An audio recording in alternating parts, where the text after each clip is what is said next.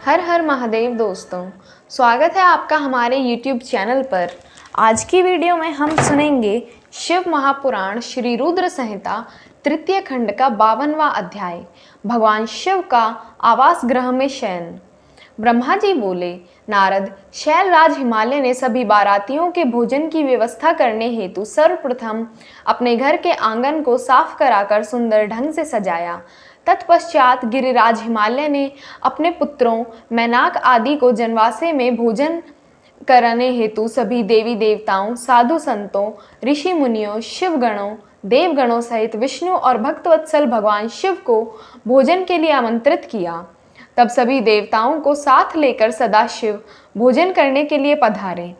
हिमालय ने पधारे हुए सभी देवताओं एवं भगवान शिव का बहुत आदर सत्कार किया और उन्हें उत्तम आसनों पर बैठाया।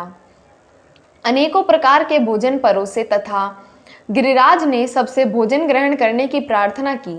सभी बारातियों ने तृप्ति के साथ भोजन किया तथा आचमन करके सब देवता विश्राम के लिए अपने अपने विश्राम स्थल पर चले गए।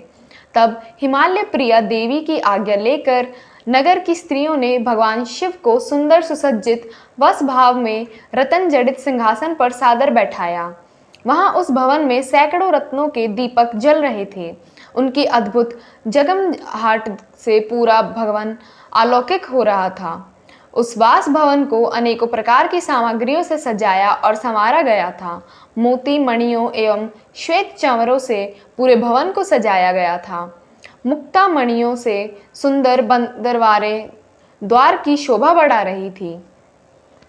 उस समय वह वास भवन अत्यंत दिव्य, मनोहर और मन को उमंग तरंग से आलोकित करने वाला लग रहा था।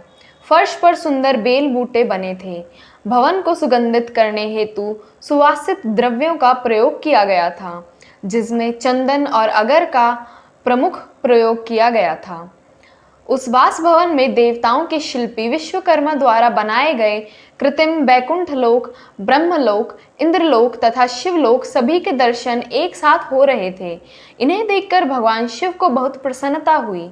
वास भाव में बीचों बीच एक सुंदर रत्नों से जड़ा अद्भुत पलंग था। उस पर महादेव जी ने सोकर रात बिताई। दूसरी ओर हिमालय ने अपने बंधु बांधवों को भोजन कराने के उपरांत बचे हुए सारे कार्य पूर्ण किए।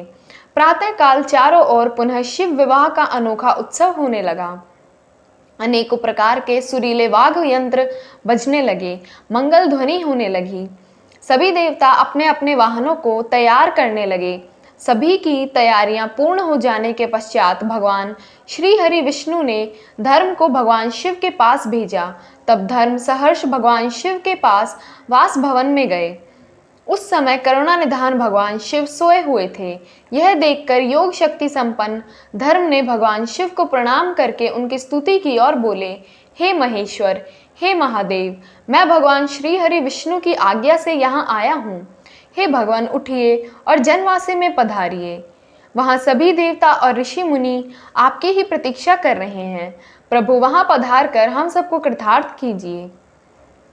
धर्म के वचन सुनकर सदाशिव बोले, हे धर्मदेव, आप जनवासे में वापस जाइए। मैं अतिशीघ्र जनवासे में आ रहा हूँ। भगवान शिव के ये वचन सुनकर धर्म ने भगवान शिव को प्रणाम किया और उनकी आज्ञा लेकर पुनः जनवासे की ओर चले गए।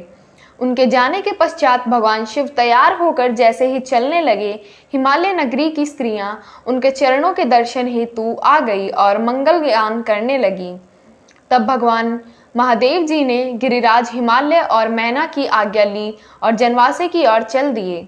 वहां पहुंचकर महादेव जी ने मुझे और विष्णु जी सहित सभी ऋषि मुनियों को प्रणाम किया। तब सब देवताओं सहित मैंने और विष्णु जी ने शिव जी की वंदना और स्तुति की। ओम नमः शिवाय।